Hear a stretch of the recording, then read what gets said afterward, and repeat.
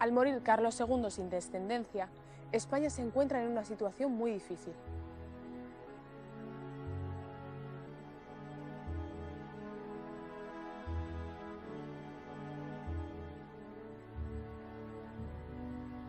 Es un gran imperio, pero que al no tener heredero se convierte en un objetivo prioritario para las grandes monarquías europeas.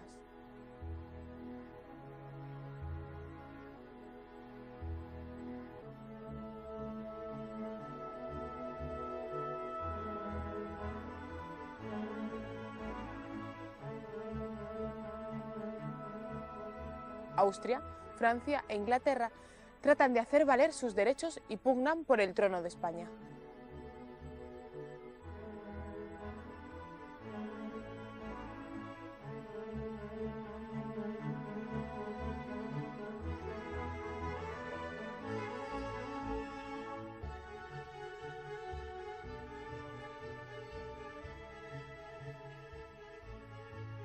Los candidatos al trono son, por una parte, el rey Luis XIV de Francia, cuyo matrimonio con la hija de Felipe IV le legitimaba para tal pretensión, aunque la reclamación del título realmente no era para él, sino para su nieto Felipe, duque de Anjou.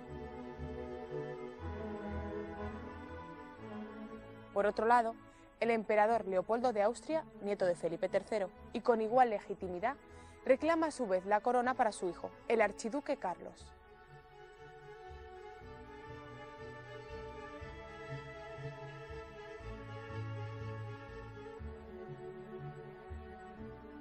Mientras tanto, Inglaterra y Holanda no veían con buenos ojos a ninguno de los dos candidatos, ya que la unión de sus reinos con la corona de España supondría una seria amenaza para ambos.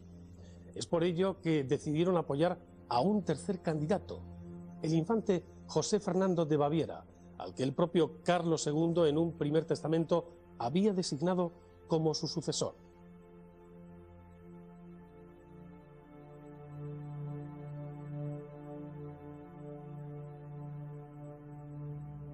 Pero el infante de tan solo 6 años de edad murió súbitamente. Carlos II entonces decidió revisar su testamento y nombrar a Felipe de Anjou como su sucesor, con la condición, eso sí, de que las coronas de España y Francia no se unieran jamás. El archiduque Carlos no se resignó y no aceptó tal decisión, comenzando una guerra por la sucesión que dejaría enormes huellas en la sociedad española de aquel tiempo.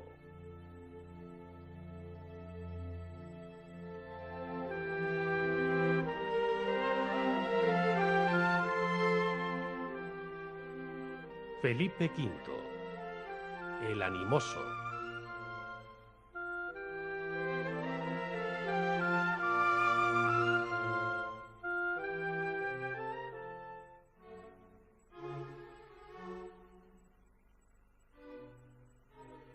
El cardenal Portocarrero, presidente del Consejo de Estado, consigue que el rey designe como su sucesor a José Fernando de Baviera, bisnieto de Felipe IV.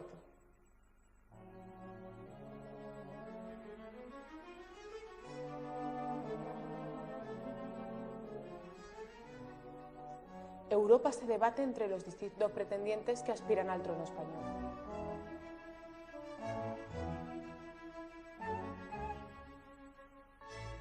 Por un lado, Austria con su candidato, el archiduque Carlos, que cuenta también con el apoyo de la propia reina española y del valido, el conde de Oropesa.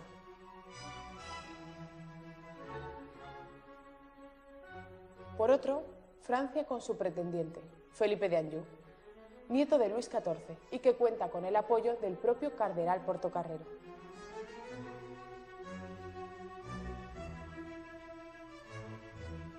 Él es, además, sobrino nieto del rey Carlos II, por lo que parte con la ventaja de una mayor legitimidad a sus pretensiones.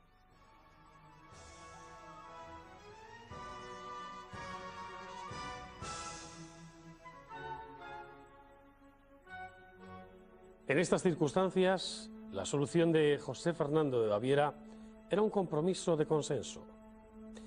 Incluso los franceses y holandeses llegaron a un acuerdo por el que los tres candidatos se repartirían los territorios de España, firmando el primer acuerdo de partición en La Haya en 1698. Para José Fernando, España las colonias, Cerdeña y los Países Bajos. Para el archiduque Carlos, el ducado de Milán, y para Felipe de Anjou, el resto de los territorios italianos y Guipúzcoa.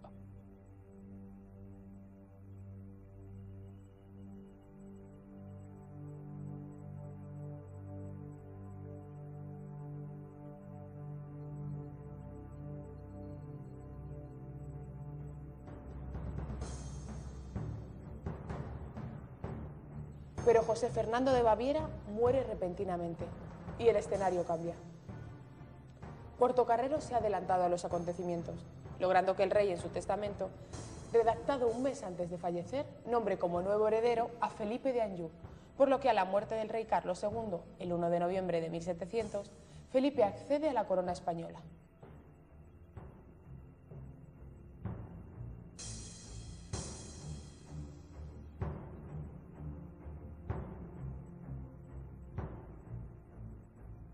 Todas las monarquías europeas, salvo la austríaca, aceptan de inmediato al nuevo rey.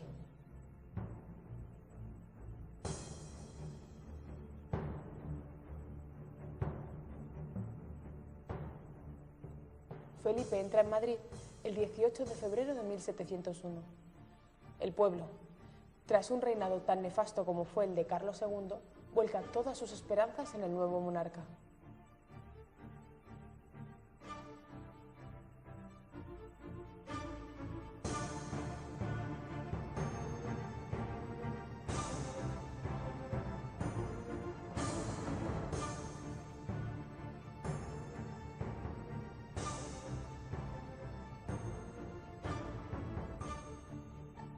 La decisión de que Felipe V opte a la corona francesa, así como la toma de algunas ciudades por los franceses en la llamada Barrera Belga, decisiones estas tomadas por el rey Luis XIV, hacen que algunos países que en un principio mostraron su respaldo al nuevo rey español, decidan retirarle su apoyo.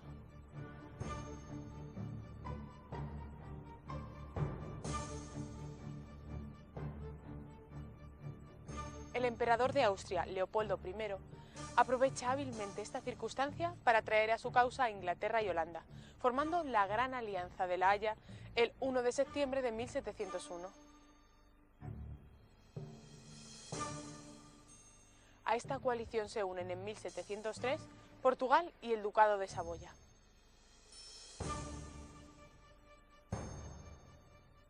En oposición a ellos, Felipe cuenta con Francia, algunos príncipes alemanes y naturalmente España, aunque con restricciones en Aragón y Cataluña.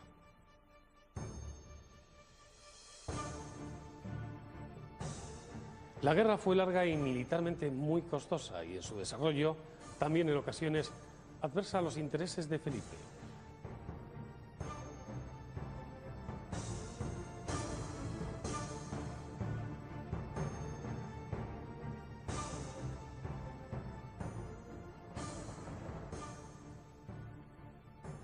El archiduque Carlos llegó a tomar Madrid y Barcelona y se proclamó rey en Zaragoza con el nombre de Carlos III. Pero Felipe consiguió reorganizar su ejército, que estaba formado sobre todo con voluntarios de Castilla y Extremadura, donde es verdad que el Borbón era enormemente querido. En la primavera de 1707 derrotó a las tropas del archiduque en la batalla de Almansa, dejándole el paso franco para la conquista de Valencia.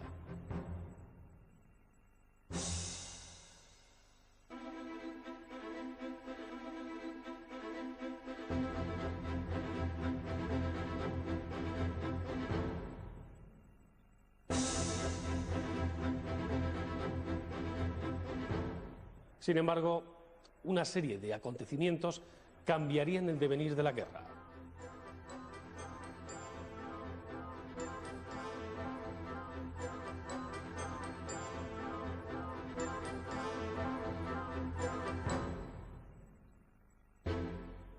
Leopoldo I de Austria fallece, por lo que el archiduque Carlos se proclama nuevo emperador austriaco, apartándole esta condición momentáneamente de sus aspiraciones españolas.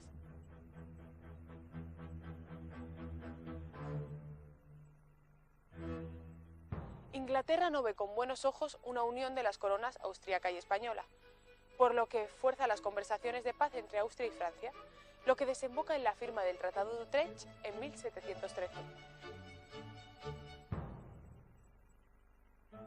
por el que los Países Bajos católicos, el Reino de Nápoles, Cerdeña y el Ducado de Milán quedan en manos del ahora emperador Carlos VI de Austria. Inglaterra logra, Menorca, Gibraltar, los territorios americanos de Terranova y los de la bahía del río Hudson.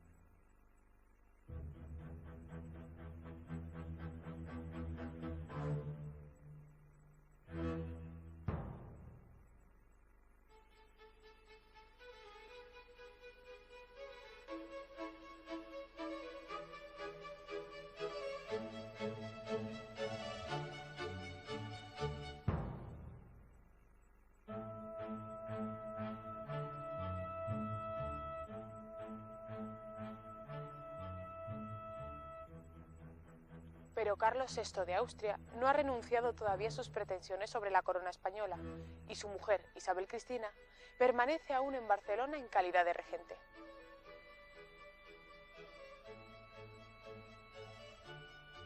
Finalmente, esta también abandona Cataluña en 1713, quedando al mando el príncipe de Starhemberg, con la única misión de negociar la capitulación en las mejores condiciones.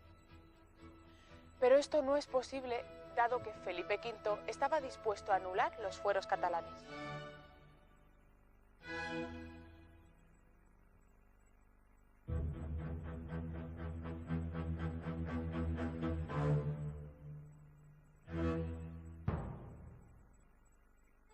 Tras entregar Tarragona al rey, el príncipe de Starhemberg deja secretamente Cataluña, abandonándola a su suerte.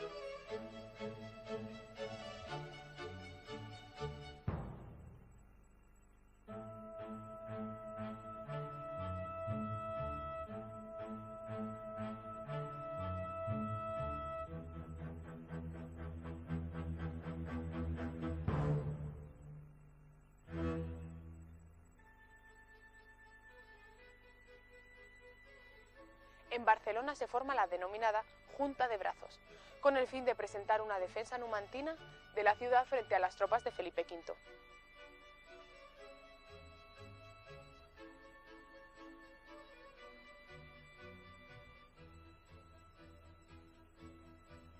El asedio de la ciudad dura 2 largos meses y finalmente, el 11 de septiembre de 1714, el mariscal Perguic ordena el asalto a la plaza.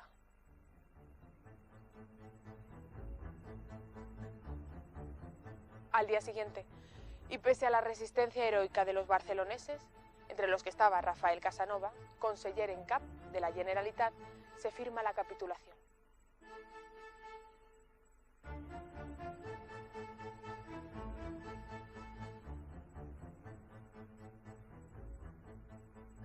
Como represalia, se disuelve la Generalitat y el Consejo de Ciento, siendo sustituidos por la Real Junta de Gobierno, al frente de la cual se pone José Patín.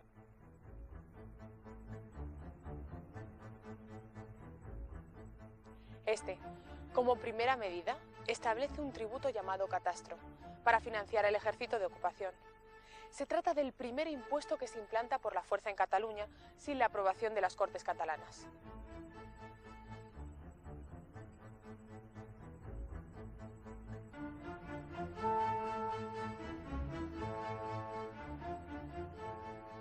Hasta la segunda década del siglo XVIII, la política de Felipe V está marcada por una clara tendencia afrancesada, provocada sobre todo por la influencia de los dos principales consejeros del rey, el economista Jean Horry y la princesa de los Ursinos.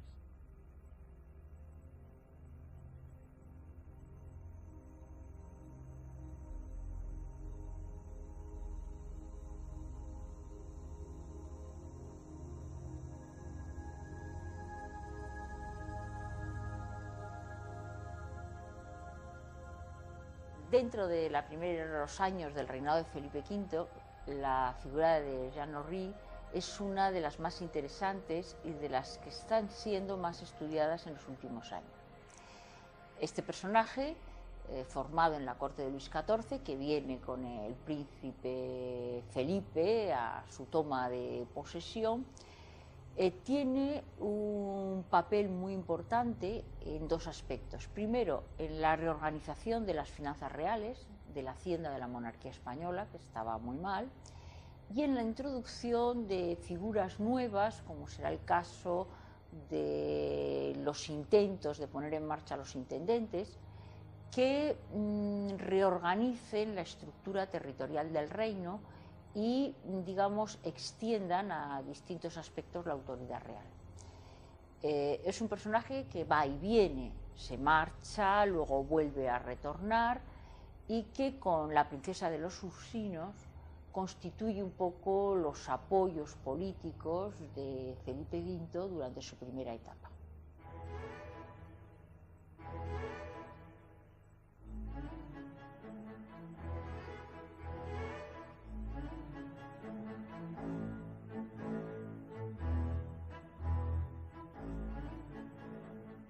Es precisamente Jean de Orry el encargado de intentar recuperar las menguadas finanzas del reino, así como de reorganizar el gobierno del Estado según el modelo existente en Francia. Como primera medida, crea los denominados decretos de nueva planta.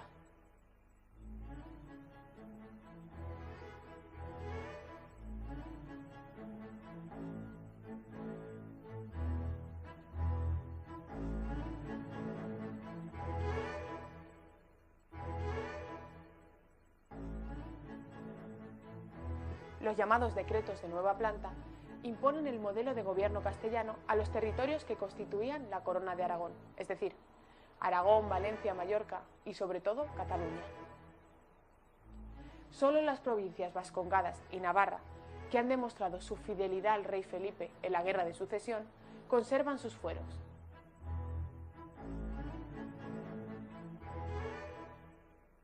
El Estado se divide en provincias, cada una bajo el mando militar de un capitán general.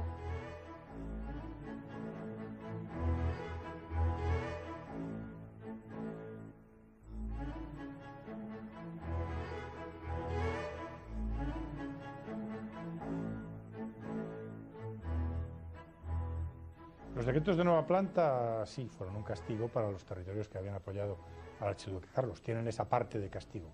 Son algo más, no se pueden ver estrictamente como castigos. Detrás de ellos lo que hacen los gobernantes de tiempos de Felipe V, es un momento en el que los gobernantes de origen francés tienen un gran influjo en la corte, pues es implantar modelos de gobierno centralistas frente a los modelos previos que eran modelos, digamos, autonomistas o semifederales, diríamos, por utilizar términos que ahora pudiéramos entender. En la responsabilidad de estos decretos hay una serie de franceses importantes en la corte, Orry, Amelot, pero hay también españoles, por ejemplo Macanaz, que es un personaje importantísimo en esta época. Es decir, detrás de los decretos de nueva planta hay una política centralista que quiere cambiar muchas cosas en el gobierno de España, que piensa que han funcionado mal y que no va a afectar solo a los decretos de nueva planta. También en la Corona de Castilla, en el gobierno de Castilla, se va a aplicar una política de centralización.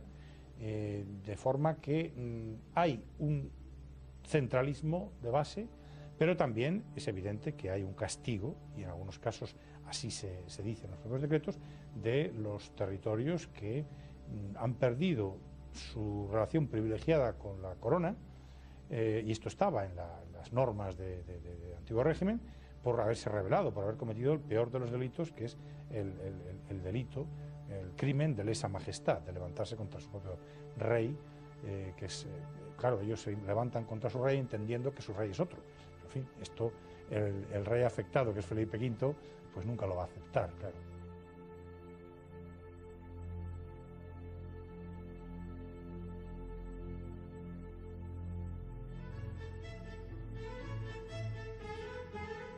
Jean Orry crea en la estructura de gobierno las secretarías de Estado, preludio de los actuales ministerios, y cuyos cargos son ocupados por funcionarios designados directamente por el rey.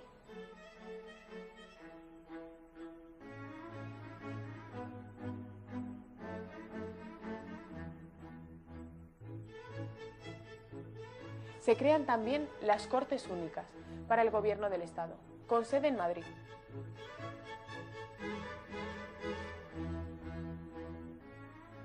Aunque no ostentan, sin embargo, ningún poder efectivo frente a la autoridad del propio monarca.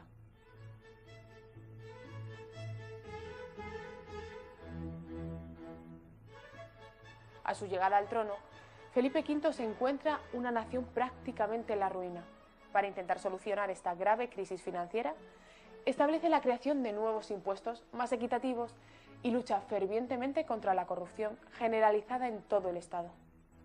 Además, favorece la agricultura e instaura las llamadas manufacturas reales, génesis de lo que será la futura industria española.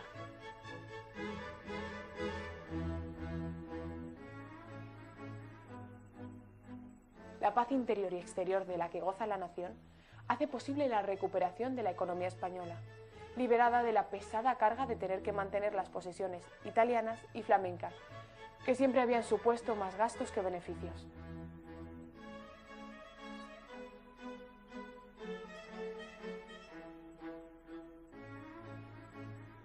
Felipe V consigue, al final de su reinado, multiplicar los ingresos de la hacienda pública y mejorar de forma notable el estado de la economía.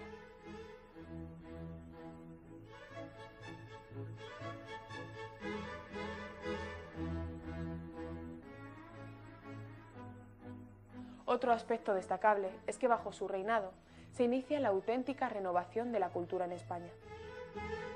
Ordena la construcción del Palacio Real de Madrid,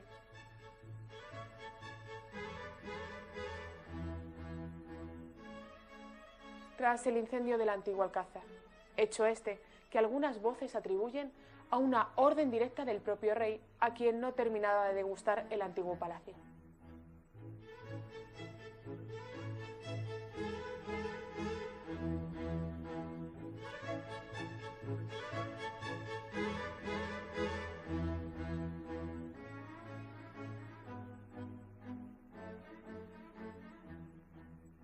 Siguiendo el modelo de Versalles, construye también su obra más personal, el Palacio Real de la Granja.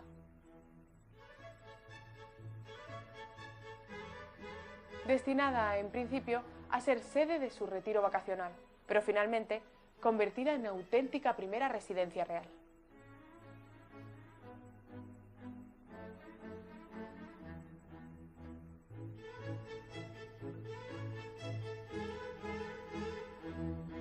Su reinado, además, coincide con la implantación en España del estilo rococó, que está imponiéndose en toda Europa.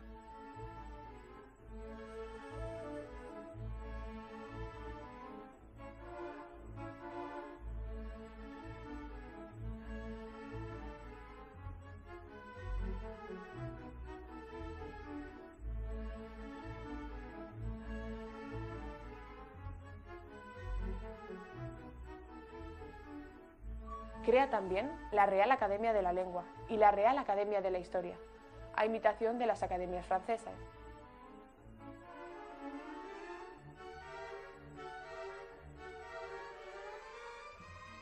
Funda además la Biblioteca Nacional.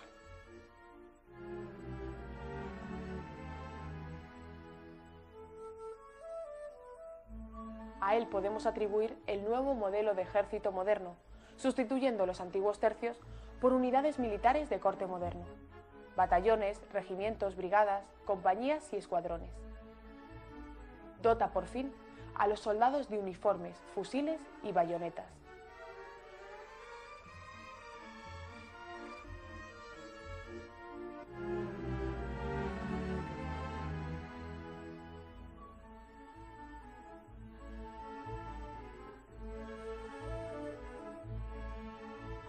En el año 1701, Felipe se había casado con María Luisa de Saboya, de tan solo 13 años, y quien realmente fue su gran apoyo en los momentos más difíciles de su reinado. María Luisa fue una eficaz regente cuando el monarca se desplazaba a los escenarios bélicos, aunque estuvo muy sometida a la influencia del cardenal Portocarrero y de la princesa de los Ursinos. Con ella Felipe tuvo 4 hijos, de los cuales 2 llegarían a ser reyes de España: Luis I,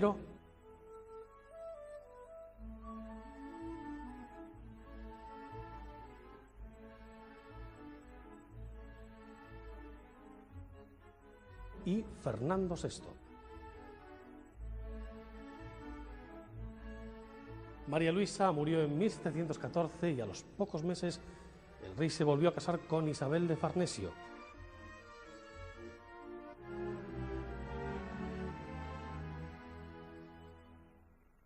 Isabel de Farnesio, aconsejada por su fiel Alberoni, se convirtió así en la auténtica regente del país.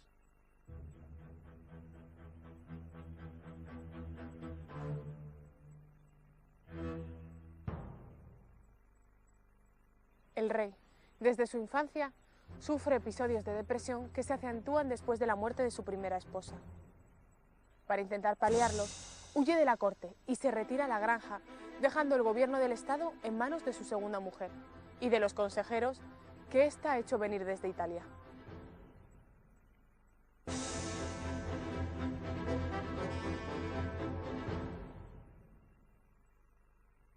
El nuevo hombre fuerte de este periodo es el cardenal italiano Giulio Alberoni, conocido por la reina por haber sido el mediador en el matrimonio de Isabel de Farnesio con el rey. Alberoni logra que tanto la princesa de los Ursinos como los demás consejeros franceses abandonen la corte.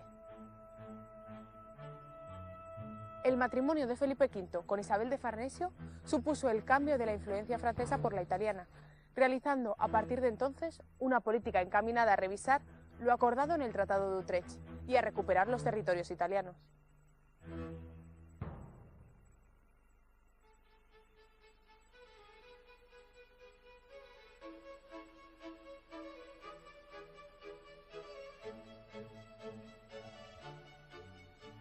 Pero la cuádruple alianza formada por Inglaterra, Francia, Países Bajos y el Imperio Austriaco pone fin a estos intentos.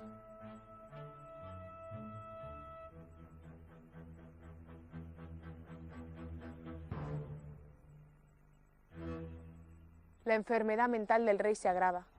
Los médicos de la corte en su diagnóstico son elocuentes.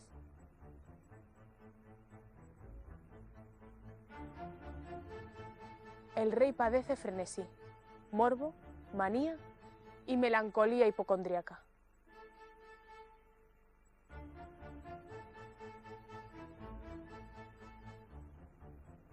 A todo ello se le une una dependencia obsesiva hacia su esposa, tanto en los asuntos de gobierno como en los de su vida privada.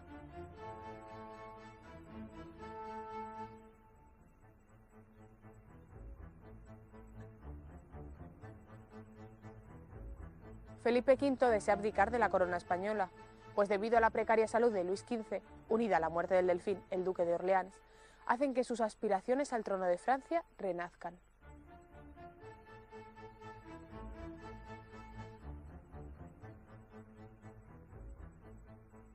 Pero el Tratado de Utrecht impide que un mismo monarca ostente ambas coronas, por lo que Felipe V finalmente abdica en su hijo primogénito Luis.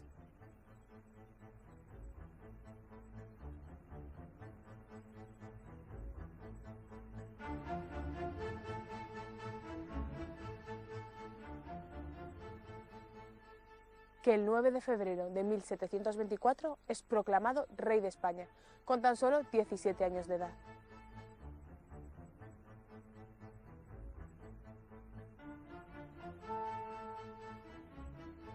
Luis I había nacido el 25 de agosto de 1707 en Madrid.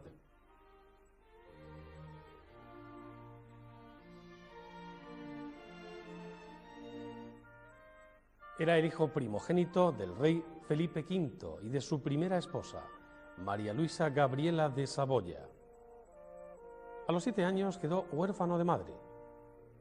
Fue prácticamente olvidado por su padre, quien tras la muerte de su primera esposa entró en una de sus crisis melancólicas.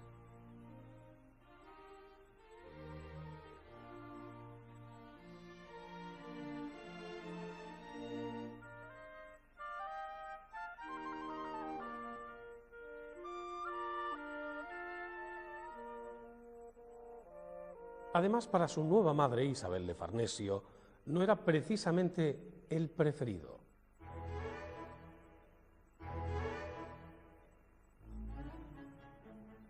Por todo ello, Luis era conocido por el pueblo llano como el bien amado. A los 15 años contrajo matrimonio con Luisa Isabel de Orleans hija de Felipe de Orleans, que entonces tenía 12 años. Luisa Isabel era una persona de acusada inestabilidad emocional, quizás debida a su extraordinaria juventud.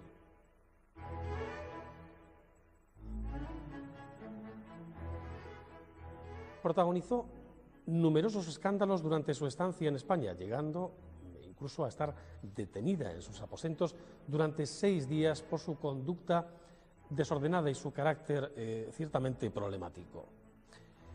La conducta del nuevo rey tampoco, es verdad, era un dechado de virtudes. Su matrimonio se había producido atendiendo más a razones políticas que a un verdadero amor. Eran de sobra conocidas sus ausencias de palacio para recorrer los locales de alterne de la capital. A los 7 meses de comenzar su reinado y tras haber contraído la viruela, Luis I fallecía el 31 de agosto de 1724.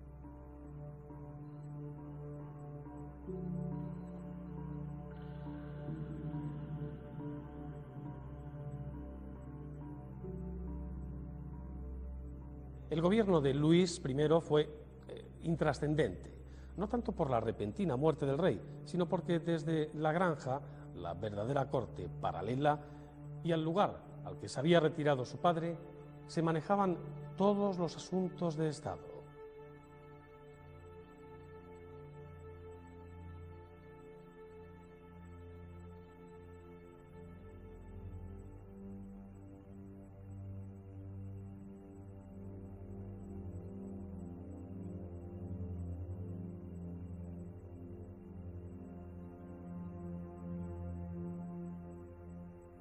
La hasta entonces efímera reina, Isabel de Orleans, viuda de Luis I, es devuelta a Francia al no haber tenido descendencia y, sobre todo, al no contar con excesivas simpatías dentro de la corte.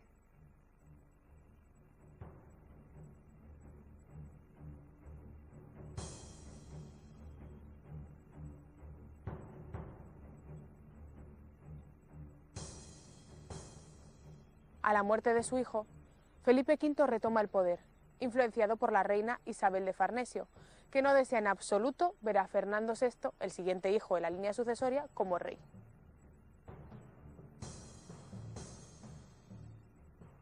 Tras los acuerdos denominados pactos de familia, en los que España se compromete a ayudar a Francia en sus pretensiones, se recuperan los territorios italianos de Nápoles, Sicilia, Parma, Guastalla y Piacenza.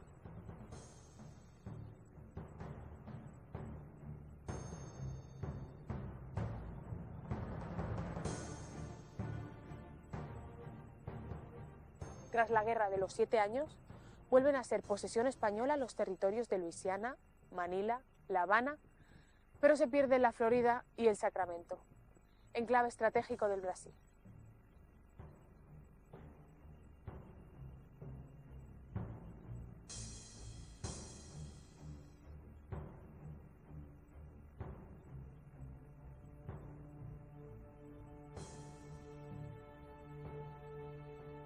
De su segundo matrimonio con Isabel de Farnesio nacerían 7 hijos.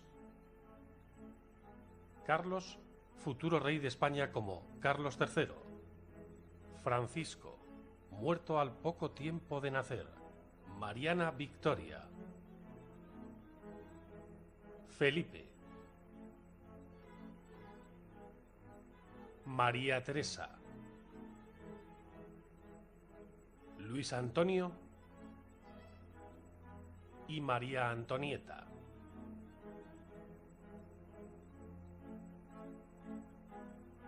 El tema de la ley sálica que se aprueba en 1713 es un tema que paradójicamente no tendrá demasiada importancia en el siglo XVIII, pero que tendrá una importancia decisiva en la crisis dinástica de comienzos del siglo XIX. La ley sálica, es decir, la disposición por la cual las mujeres que tengan derechos sucesorios directos quedan pospuestas a la línea colateral masculina, es una ley vigente en la monarquía francesa, porque tanto en el derecho castellano como incluso en los derechos de la Corona de Aragón era posible la sucesión femenina. El hecho fue la sucesión de Isabel la Católica como reina de Castilla. Sin embargo, precisamente los conflictos derivados de la sucesión femenina, a través de los cuales viene Felipe V a España como nieto de una princesa española, sin embargo aconsejan después de la guerra de sucesión a cambiar el orden sucesorio. La ley se aprueba, hay algunos escritos en contra de la modificación del régimen sucesorio, pero en 1713 ya hay herederos varones de Felipe V y de su primera esposa, María Luisa de Saboya, y no hay una gran oposición a la ley sálica. Será en 1789, en las Cortes de 1789, cuando Carlos IV quiera, o de hecho la derogue, preveyendo una posible falta de sucesión masculina. En ese momento había sucesor, había príncipe, pero la fragilidad de algunos de los hijos de Carlos IV y María Luisa pues aconsejaba el derogar esta ley. La ley fue derogada pero no publicada, y sobre esta base, cuando Fernando VII establece como heredera a su hija, la princesa Isabel, es cuando se presenta la cuestión dinástica, la querella dinástica entre isabelinos y carlistas ya en 1863.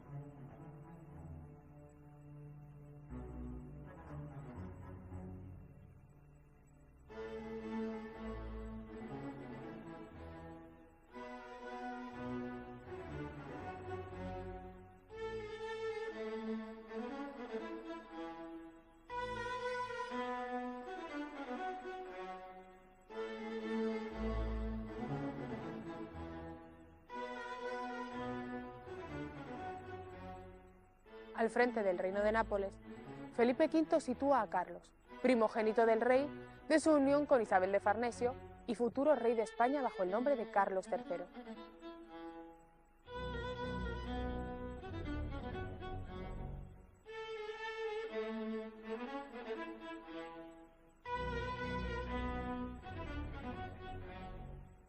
El otro hijo del matrimonio, Felipe, se convierte en duque de Parma.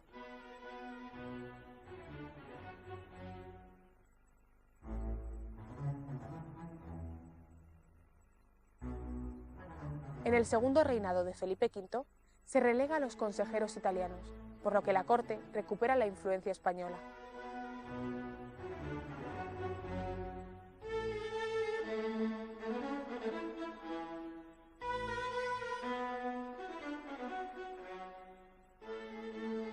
Por primera vez en la historia de España, los ministros de un rey antepusieron la labor de Estado a sus propios intereses.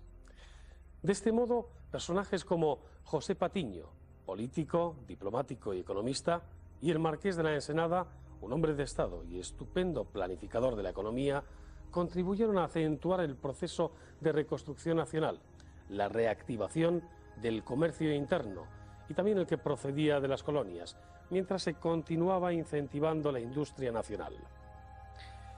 Este proceso de incipiente euforia se plasmó en las artes y en el pensamiento, con el afianzamiento de uno de los periodos más fecundos de la cultura española, la Ilustración, del que sus hijos, Fernando VI y Carlos III, fueron fervientes admiradores.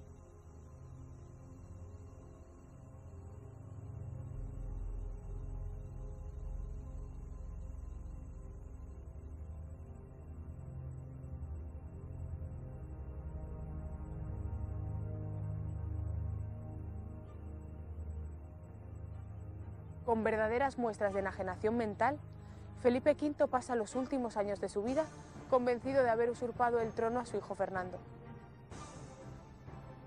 legítimo heredero del trono a la muerte de Luis I.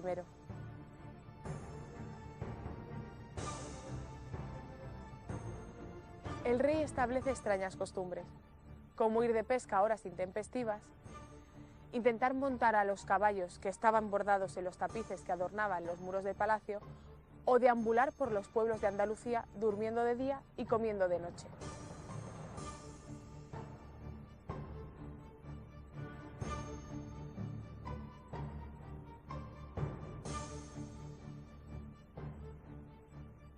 padece además una manía persecutoria obsesiva que le hace creer que está siendo envenenado y atacado mientras duerme.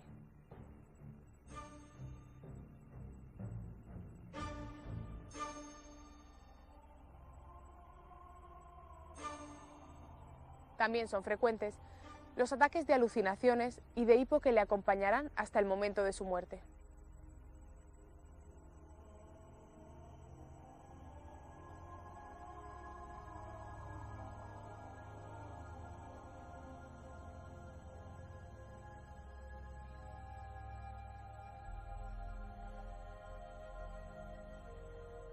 El 9 de julio de 1746, Felipe V fallece, a consecuencia de un ataque de apoplejía.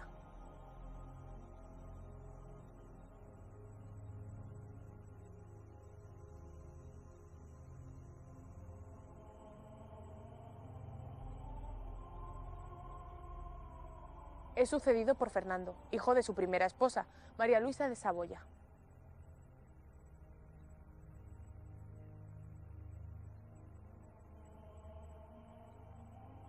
Por expreso deseo del rey, su cuerpo no es enterrado en el monasterio del Escorial, sino en el Palacio Real de la Granja de San Ildefonso.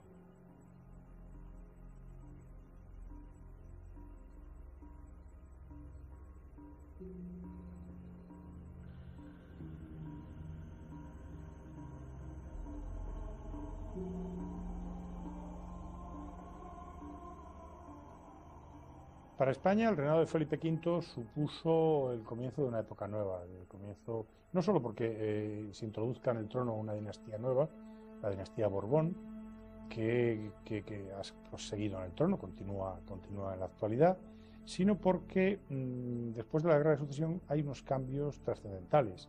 La paz de Utrecht supuso la pérdida de todas las posesiones europeas de España, y se pierden los Países Bajos, se pierde Milán, se pierde Nápoles, Sicilia y Cerdeña.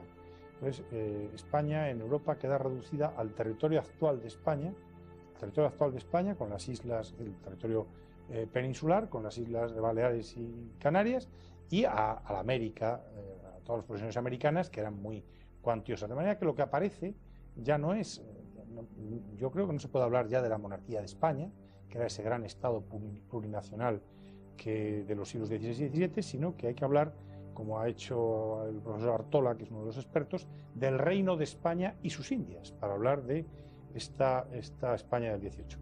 Y lo del Reino de España también porque al tiempo que se producen todas estas pérdidas territoriales en Europa, se crea una forma de Estado distinta, mucho más centralista. Antes podíamos hablar de las coronas de Castilla, de Aragón, del Reino de Navarra, el Principado de Cataluña dentro de la Corona de Aragón, etcétera, etcétera. Y ahora en realidad nos encontramos con que, aunque estas coronas siguen existiendo, han sido vaciadas de contenido.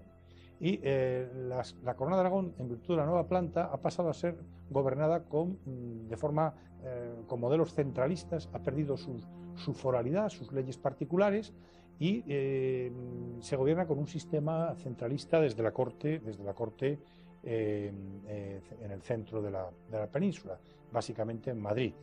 Y al tiempo, en la propia administración castellana, la propia administración de la Corona de Castilla, que no se vería afectada por la nueva planta, pues sin embargo sí se va a ver afectada a lo largo de todo el siglo, también ya desde el comienzo del reinado de Felipe V, por una serie de medidas centralizadoras, por una serie de instituciones que tratan de centralizar el poder, hacerle mucho más dependiente del rey y de los secretarios de Estado que anteceden a los futuros ministros que nombra el rey. De manera que estos modelos centralistas permiten hablar de un reino de España, de una situación distinta a la que veíamos en los siglos anteriores. El reino de España y sus Indias frente a esa monarquía de España de los siglos XVI y XVII. Desde el punto de vista de la política internacional, esta nueva España, la España de Felipe V y también la España de sus sucesores, va a hacer una política ya no tan de primera fila como la que hiciera en los siglos anteriores, y va a hacer una política muy vinculada prácticamente durante todo el siglo a la política francesa. España se convierte un poco en un satélite de Francia internacionalmente en el XVIII, en virtud de toda una serie de acuerdos que se conocen como los pactos de familia. De manera que el reinado de Felipe V supone toda una serie de cambios. También hay que decir que supone una cierta recuperación en cuanto a comienzo de una recuperación en la economía, en la población, el inicio de una fase expansiva desde el punto de vista económico, demográfico, en cuanto, bueno, el siglo XVIII va a ser una fase de crecimiento y esto empieza ahora con Felipe V, aunque hay antecedentes del comienzo de esta recuperación ya en el reinado de Carlos II. Y luego, pues también podemos decir que es el inicio de ese movimiento, gran movimiento cultural que es la Ilustración, que también tiene sus precedentes en los últimos años, las últimas décadas del XVII. En historia es muy difícil decir que empieza o que termina algo, todo tiene precedentes.